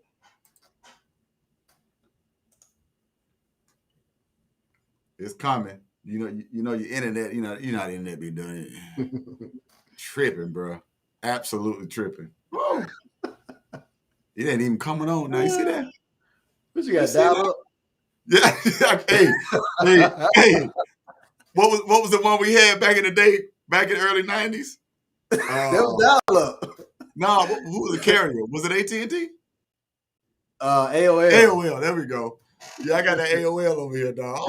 Let me press the refresh button. This is embarrassing. Yeah.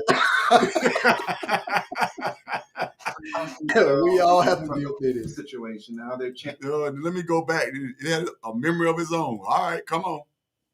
Thank you. How would you like to know? Now we got to have all kind of ads and stuff. See what I'm talking about? I tell you.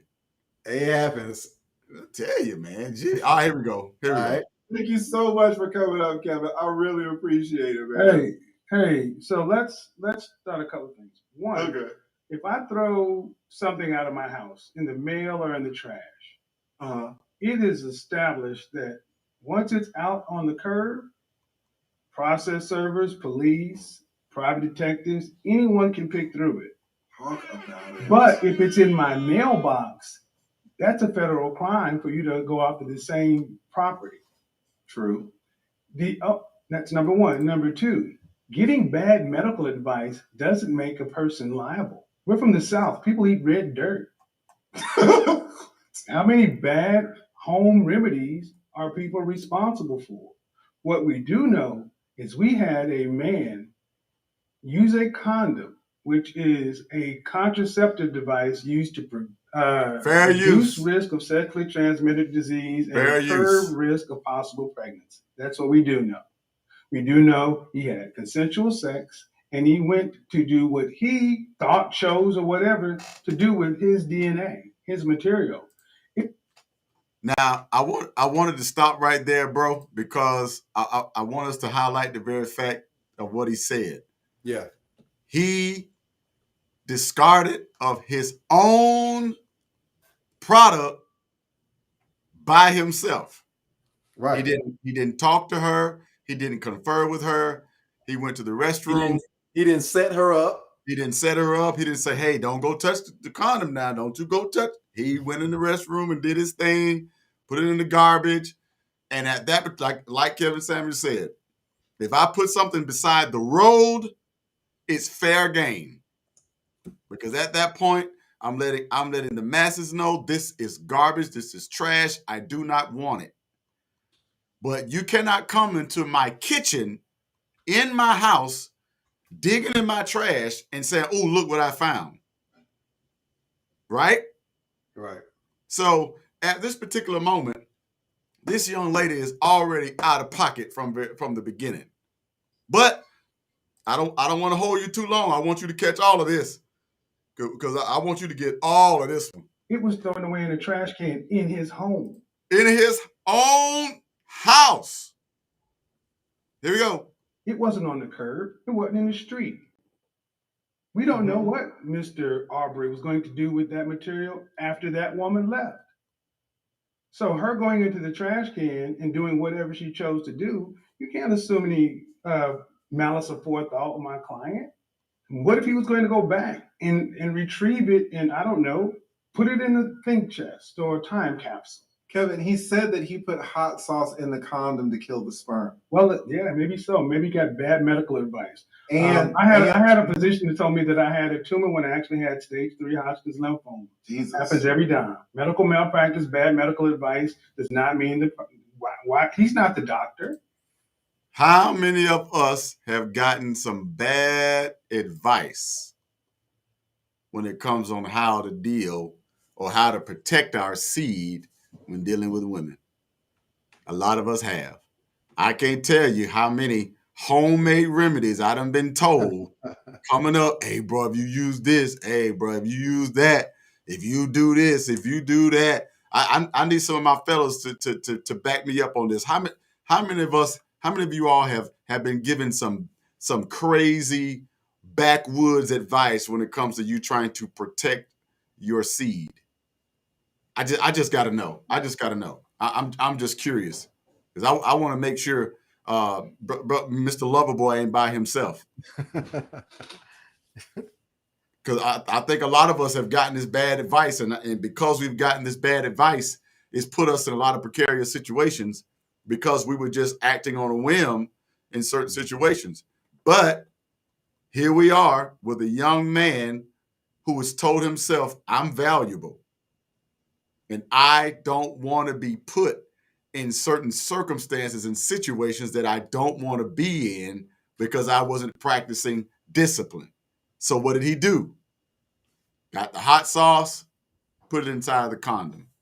Now, because he was trying to be proactive and trying to be on the offense, trying to protect himself, and by doing such, now he's potentially facing a lawsuit, which I'm sure he's going to beat.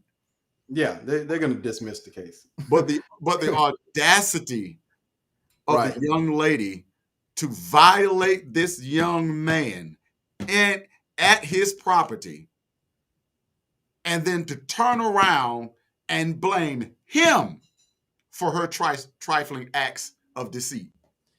What say you, Dom? Because full circle. Is crazy to me. It's crazy. Full circle. Do black folks have a bad reputation on how we act in public? Full circle. The root of the problem at hand is, why should a person that is of value have to protect himself in such ways? Bruh, let's not even do that. Let's just say men in general, because this is something that the average man can fall victim to. Exactly. This is crazy. This is absolutely crazy. This is beyond bonkers, for real, for us to be sitting here talking and this young lady given the opportunity to even file a lawsuit. Right. when you have violated on every side. My question is, what has happened to the point where now a man could almost potentially be legally held accountable for protecting himself. Because we already know that in most cases, and the stats show that when our counterparts do stuff like this, they never suffer any types of consequences. They don't. No, I'm sorry. I gotta share this in a minute. What? I'm sorry, bro. I'm sorry. What the way you pulled up? I know you got some foolishness over there, dog. I already know. I already know. But this is crazy, man. This is absolutely this is bananas. This is bananas to the fact that, and I really think she's just mad. I'm sure she's absolutely upset that her plot did not work.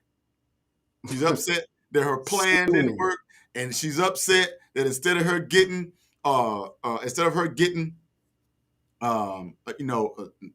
pregnancy or whatever, she got a hot pocket in return, and that's what you get. Man. What does that say? Trojan and Drake. Red hot. God almighty, no. Y'all ain't right, man. Y'all ain't right. Y'all need some real man. Boy. Y'all need some real help, dog. Lord. It's a deal in the making, man. This is crazy, man. This is, and when I saw it earlier, it made me think I need to have another conversation with my son. I need to have another conversation with these young men that I'm mentoring. Right. Because if that is the new norm for them, man, you mean to tell me you can actually sue me when I'm trying to protect myself and I didn't harm you at all? Right.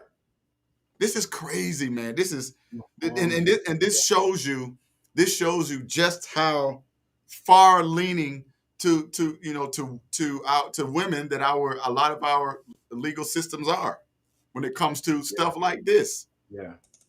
It's crazy, and it's crazy, and it's almost scary. Yeah, because you got what would have happened. What would have happened if she would have succeeded? If she would have gotten the sperm out of the condom, placed it within herself, and gotten pregnant, Mr. Arbery would have definitely been a father, and there would have been nothing that he could have done legally to recluse himself from that situation. It would not have happened. They would have made him a father and would have forced him to be a father to a child that he did not consent to having. That is the problem our court system brings to men. Mm-hmm. And this is crazy. This is absolutely crazy, because do you know when these older women grape these little boys and they get pregnant, do you know they put those little boys on child support? Mm-mm. Yep. And the women get nothing. They don't get no jail time. They don't get none of that stuff. There's only a couple women that have been to prison for raping little kids. Only a handful. And it's sad, bro. Huh? Passing out condoms and hot sauce. That's about what we looking at. My God.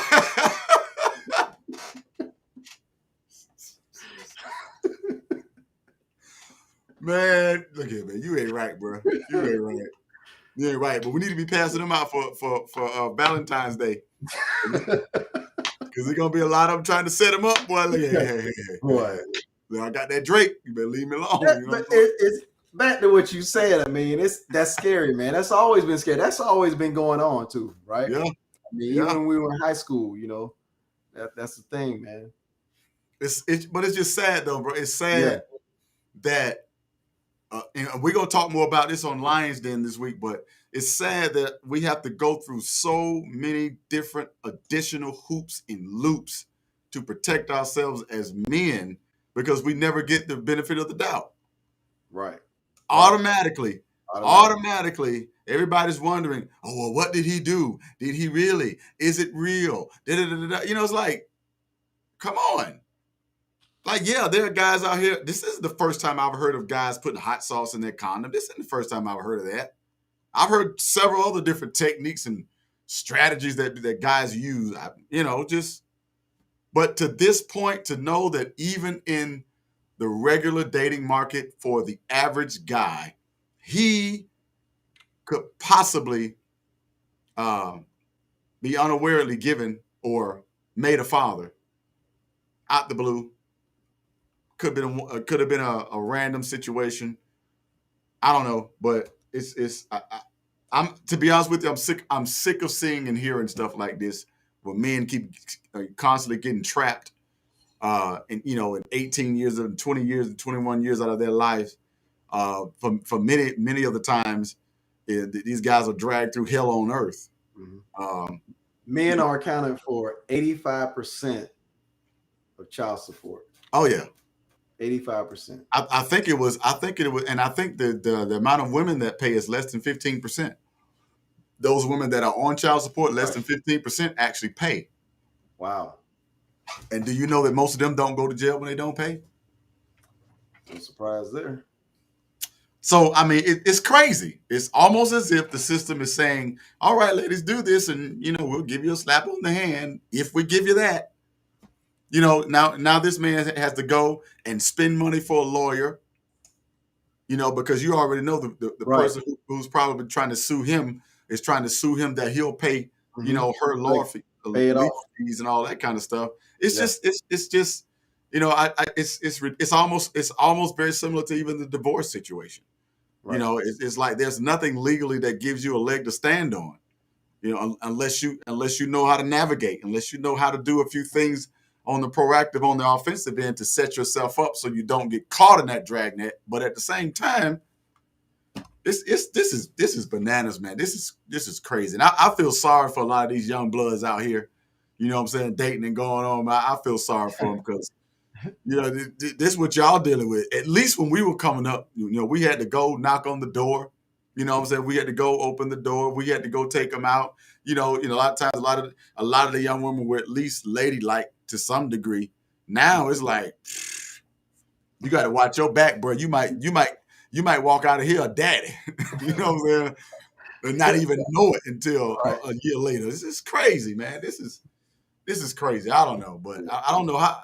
I don't know. Maybe somebody else got another perspective they can bring out of it to help me see it in another way. But this is outright evil to me. If you ask me, this is the devil's work right here, boy. Diabolical. Diabolical at its best. Crazy. I don't know. I cannot.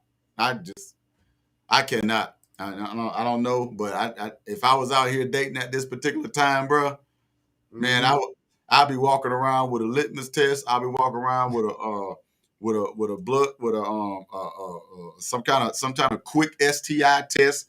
I'll be walking around with a lie detector test and a lie detector in my backpack. I don't know. I'll have unlimited access to 23andMe. Like, I have all kind of stuff trying to figure out who your folk is. Right. I want to get all the information, bro. At this point, please. I might as well get some NDAs, get some fingerprints, get some consent agreements, get all this kind of stuff, because this is bananas, bro. This is I just can't. I couldn't believe the story when I saw it, but to know this is a reality, and I don't hear anybody standing up, making a huge ruckus about it in support of Drake. I've seen several female podcasters on YouTube that were banging on Drake. It's like, yeah. And I'm telling you, there was there's a whole podcast of this certain young lady's podcast, and she's basically celebrating the girl who trying to set him up. Celebrate, trap them men. They stupid. Trap them. They got money. I was like, what? Wow. Is this the the locker room talk that our sisters are having with guys who have money and means? I don't know, but it's just, I don't know. Yeah, we're gonna have to keep Brother Drake in our prayers, because that right there, that right there can make you act a fool for real. Yeah, yeah. And it's just ridiculous. I don't know, bro. But what say you? Hey, that's That takes the cake right there. That takes the cake for me on that one. I think that's why we saved that one for last. That one took the cake. I would Man, definitely look forward to seeing more for that with regard to how that's handled. As you said, anybody coming to Drake's aid um, should be a dismissal case. I mean, dismissal of that suit. I mean, that's not necessary. we need to make sure we do something. I don't know. I think it's a discussion that deserves a deeper dive. And the reason I say that is because a lot of men don't learn how to properly protect themselves and vet women until they've made several mistakes with women.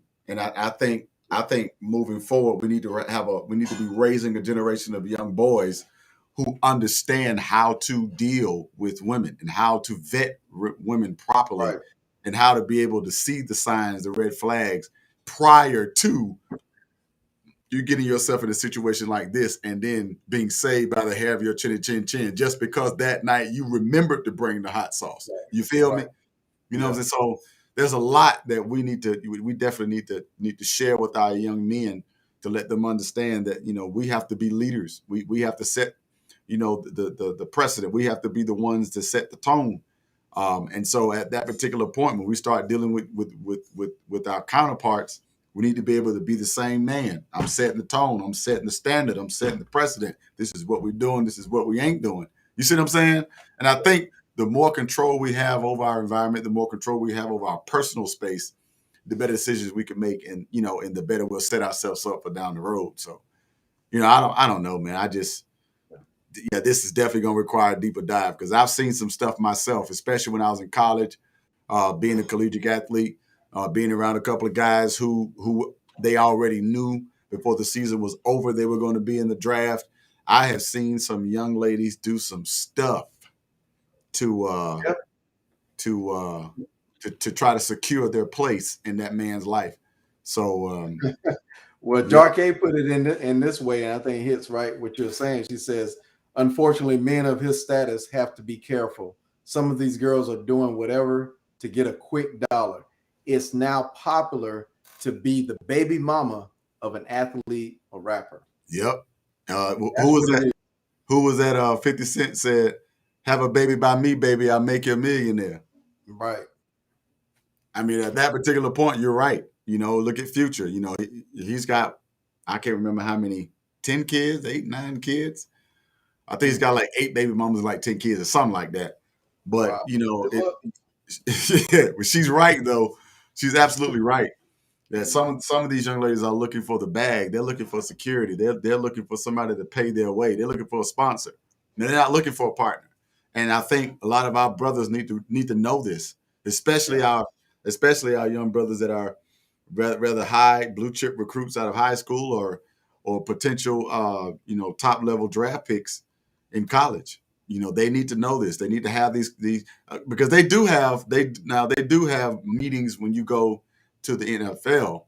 They'll talk about that. But we saw how Deion Sanders did Brittany Renner at Jackson State a few weeks ago. That's some stuff that needs to be said. That's some stuff that needs to be talked about because a lot of people don't know that. A lot of people do not know. Listen, I went to a school that had over 60,000 students that were active. I went to the Tech of Florida, and so there were a lot of people there. Our games hosted. I mean, our stadium could hold 90,000 people. So if you think about it, after the football game, and God is my witness, you can ask my mom and my sister and my cousin. Matter of fact, you came a couple times to the games.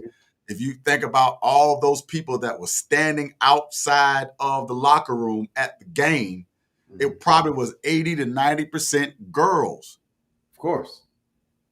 And a lot of people don't understand that. And so a lot of the guys who haven't been mentored about how to deal with women, they just overwhelm the fact that they're getting a lot of attention, a lot of female attention. And so they're trying to knock down all of them, not realizing that some of these coming with an agenda. And so we're going to have to be, they have to be careful with this. But I will be fair. We got brothers who pull this same trick on our sisters. But it ain't the hot sauce thing. It's the fact that we got a lot of brothers who like to remove prophylactics during the process, and then trying to get these sisters, pregnant unaware also. And so it's not always just the females doing it. We got a lot of brothers doing that. I don't like to wear condoms. I don't like, and all of a sudden y'all got a baby, and now y'all don't know what to do. Both, you know what I'm saying? Like the irresponsibility that we've been exercising, and the unchastity that we have been exercising is getting out of control. And so I think that we need to get back to preparing ourselves and get back to making sure we're making the right decisions to the people who we're around, and not putting ourselves and not jeopardizing our freedom nor our future the way we do just for a night or two. So y'all be careful. Deion Sanders said that Brittany Renner's advice would have saved him $20 million if he'd have known it when he was younger. Mm-hmm. You know why? Because more than likely, Deion got caught up in some stuff he had to pay to keep him quiet. Yep. Mm-hmm. Knows exactly how much it costed him. He put a dollar amount on it. He said $20 million. So that lets me know that he didn't went and counted some coins. He got some evidence of what he done spent. He done spun. That is crazy, man. Yes. I don't know. I think there are a lot of men out here that if they look back over their life and they think about some of the things that they've done, I think they would have the same sentiment. Wow. There's some money I could have saved and time I could have saved from some things I did too. Oh yeah. Wasn't $20 million worth, but it was enough. So you know how that goes. But I don't know, bro. I don't know. We're gonna keep him in our prayers and hope things turn around for him, and hope he's learned his lesson. Because he better have a e-sign app on his phone. I'm gonna start. Right. Exactly. He gonna walk around. He gonna say, you know what? I'm gonna start making y'all sign this e-sign with your fingertip. Right. Then after you sign that non-disclosure, then you gonna sign this consent agreement. Then after you sign that, then you gonna sign this. I did not set booby traps. You gonna sign that too? I mean, I have them signing 4 or 5 things before we biometrics, all that. Yes. Whole nine. Sisters do the same thing. Whole 9. Make sure you are covered and protected, because that is absolutely ridiculous. But I don't know, man. I don't know. More power to him, bro. More power to him. But do we have anybody have any comments before we get ready to close out, bro? Nah, Jackée is just rolling full laughing based on her emoticon here, and she said the girl got what she deserved. So a hot pocket. Hot pocket. Armand coined that one, hot pockets. Man, listen, that is definitely going to be the quote of the day. Condoms and hot sauce packets. That's a date pack right there. That's the date pack. In one pocket, the condom, and in the other pocket, the hot sauce packet. That's what you gotta have. Crazy. These are jokes, guys. These are jokes. These are only jokes. This has not been vetted by a medical professional at all. We have somebody. I'm going to report their channel. This is so disrespectful. You always got somebody in the background. Oh my gosh. Got to do what you got to do. Take it with you if you need me. Woo! Well, in that case, y'all make sure y'all stop by. Who got the hottest hot sauce? Is that Popeyes or Church's? Which one? The fact that there is somebody with the hottest hot sauce, really? So all I know is has mild and hot. You know what I'm saying? So you can get different levels there. I don't know they're the hottest. Hey, it doesn't matter who's done the experiment. Hey, bro, no. I got one better for you. Okay. Go over there, go to Panda Express and get that the pepper. The one that's got the pepper sauce in it that come out. Yes. It look like tomato sauce. Yeah, get that one. Yes. Get that one. Get that one. Yes, sir. Yes, sir. Get one of them. That thing right there, she gonna be hopping all over the place. She says Popeyes. Popeyes. Oh yeah, go to Popeyes. Go to Popeyes. The people have spoken. So I guess we need to find out what kind of hot sauce he got, so we'll know what kind to go buy. Huh? You know what? That's what we're gonna do. All right. Next show, Suzette, yourself, and me go get a Popeyes chicken sandwich. And does churches have a chicken sandwich? I don't know if they do. They might. Yeah, I think they do. I think. Or just matter of fact, forget it. If they don't, just get the hot sauce packets. One from churches, one from Popeyes. And we're just gonna do like a taste test online here. Right. Yeah, you know, I might feel some kind of way, bro, once I start busting over hot sauce packets on live. I know, right? Exactly. You might have to cut the camera. Yeah, no, I might do that. Is that what that girl? Nah, See. All right, bro. Well, I don't know. It's been a great one, man. I don't know we got anything else before we get ready to log off, man. This has been a good discussion we've had tonight. Man. I enjoyed it. I'm sorry, they coming in now. So Sam was like, yeah, that chili sauce at Panda Express. That's the truth. I told you. I'm telling you, bro. Hey, Amon said Frank's, but I don't know about Frank's now. I don't know about Frank's. Frank's? Oh, I don't think Frank's can touch him, especially not Panda Express. Yeah, that one at Panda Express, that thing that come out like old bubble gum, boy. It just slide out like that right there, boy. It'd be the whole thing. That old toothpaste, that would look like red toothpaste. That bitch thick, bro. That's that dragon sauce, huh? That's hot fire. Hey, bro. When you squeeze that hot sauce out of that chili sauce at Panda Express, when you squeeze it out, bro. Let me tell you something. That sucker look like a bouillon cube. It's so big. It just come out all the way. You throw it in the water, bro. Just sit in the water. Right. You got to agitate the water. Right. You got something to break up. Shoo! Hot mess. But we definitely Crystal. Now, we use Louisiana around here. Okay. Right. I'm with. Yeah, I like that Louisiana, bro. That's hot sauce to me. Crystal, it's all right. It's all right. I prefer Louisiana, bro. For real. Or that Texas Pete, for real. Them the only two. I forgot about Texas Pete now. Yes, sir. I like both of them. I like hot.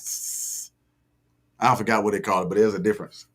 There's a small sort of difference. I forgot the name of it, but yeah. But anyway, yeah, man. It's been a good one, man. I enjoyed tonight. Yeah. I'm grateful for everybody that that chimed in on tonight. Thank you all so much for in kind of obliging us and entertaining us and and making sure that we had somebody to talk to tonight. But it's been a good one. We got an opportunity to get some random questions in and just kind of bounce the conversation all the way around. But listen, we definitely are looking for another female co-host to join us. We are looking for other people to join on screen. We are going to begin to implement where you all can call in or you all can get the link and jump on with us and join the conversation. Even if you're just sitting on with us throughout the entire time, we're going to, we can just make sure you're interactive in the process. So thank you all again. This has been an amazing, amazing show. We're starting in January. We're starting off strong. We're starting off passionate. We got a lot to do and a long road to plow. But we got plenty in our bag to talk about. So I'm excited, bro. You got anything you want to share before we log off? No, man. Just Happy New Year, everybody. I know we well into January now, but I hope everybody's doing well. Stay safe, stay vigilant with the COVID things, and stay masked up because, like I said, I don't think they're gonna get rid of this thing anytime soon. I don't think they're going to probably get into pushing back with shutdowns as we were vigilant about, during the time of 2020. Yeah. But so we're gonna do it ourselves. So just stay protected and stay in for the long haul. That's for sure, man. That's for sure. Yeah. But thank you all again. It's been an amazing one. I'm going to finalize this moment, of course, what I always do with something motivational. And mine is definitely going to be. It's going to be short, but I know for sure that you're going to enjoy it. We have to remember excuse me, that at the end of the day, we have been given an opportunity to make a difference while we're here on the earth.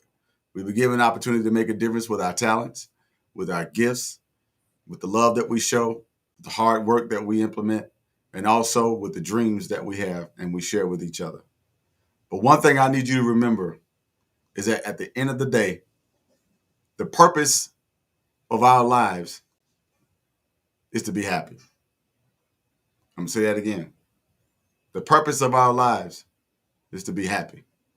Most times, most people don't realize that happiness is an emotion, and it is a fleeting emotion. And sometimes it even sounds oxymoronical when you hear someone say the purpose of our life is to be happy, and you describe that with a fleeting emotion. But I have to add context. The purpose of our lives is to be happy, but that happiness is a happiness that is found and experienced through new moments on a daily basis. In other words, find something to be happy about. Find something that will create happiness in your family. Do something that will provide a moment of happiness for someone else. Because I've come to the realization that we can acquire all that we desire, all the homes, all the money, all the prestige, all the success.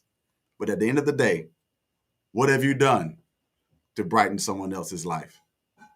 For the year 2022, I encourage everyone on this live and everyone that may watch it after we've logged off, that this is the year that you're going to make not just your own life happy, but you're going to do something that's beneficial and can bring happiness to other people. As a child, I was told many times it's not what others do for you. Sometimes it's what you do for other people. I love you all. Thank you so much for being with us tonight. I'll see you again next Tuesday right here at 8:30. And be listening out. Be on the lookout for the King's Talk because we're getting that thing in this week. Not King's Talk, but for the Lion's Den. We're getting to that this week. So make sure you're logging on and you set your reminder. Until then, peace, love, and light. See you new.